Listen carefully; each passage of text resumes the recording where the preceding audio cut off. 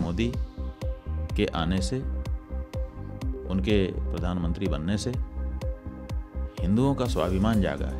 Anti Modi नहीं है, बल्कि मोदी के प्रशंसक हैं।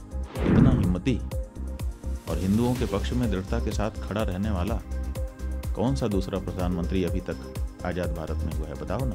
सच बात यह है कि नरेंद्र मोदी के आने से, उनके प्रधानमंत्री बनने से हिंदुओं का स्वाभिमान जागा है। और हिंदुओं का जो स्वाभिमान जागा है, ये कोई छोटी बात नहीं है कि हम एंटी मोदी नहीं हैं, बल्कि मोदी के प्रशंसक हैं। और इसलिए प्रशंसक हैं क्योंकि इतना हिम्मती और हिंदुओं के पक्ष में दृढ़ता के साथ खड़ा रहने वाला कौन सा दूसरा प्रधानमंत्री अभी तक आज़ाद भारत में हुआ है, बताओ ना। अच्छे अच्छे प्रधानमंत्री हो गए, हम किसी की आलोचना नहीं कर रहे, उन सब की अपनी अपनी विशेषताएं थी, लेकिन हिंदू भावना को समर्थन देने वाला, हिंदू स्वाभिमान को, हिंदू के आत्मबल को बढ़ाने वाला ये तो पहला ही प्रधानमंत्री है ना। और हम एक हिंदू होने के नाते एंटी, कैसी बात है। आप लोगों को तो केवल यही धुन है, एक ही एजेंडा आप लोगों ने बना लिया है मीडिया ने कि बस एंटी मोदी सिद्ध कर दो। आप ये बताइए कि जब इन्हीं प्रधानमंत्री के द्वारा, इन्हीं के गृह मंत्री के द्वारा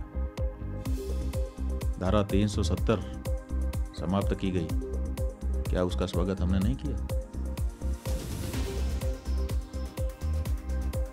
नागरिकता कानून लाया गया, क्या उसके बारे में हम लोगों ने अच्छा नहीं कहा?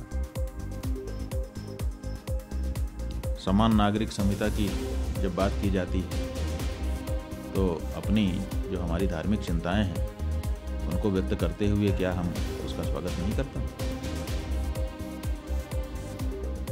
प्रधानमंत्री जी ने स्वच्छता का अभियान देश में चलाया, क्या हम लोगों ने उसमें कोई बाधा डाली? क्या उसकी सार्वजनिक प्रशंसा नहीं की गई? श्री राम जन्मभूमि के निर्णय के आने के बाद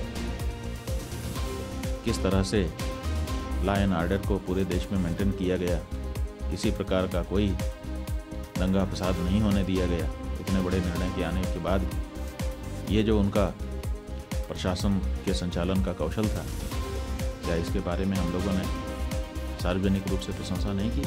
जो हिंदू होने के नाते हिंदू भावना को जब बल मिलता है तो स्वाभाविक रूप से प्रसन्नता होती है, और ये काम नरेंद्र मोदी जी कर रहे हैं।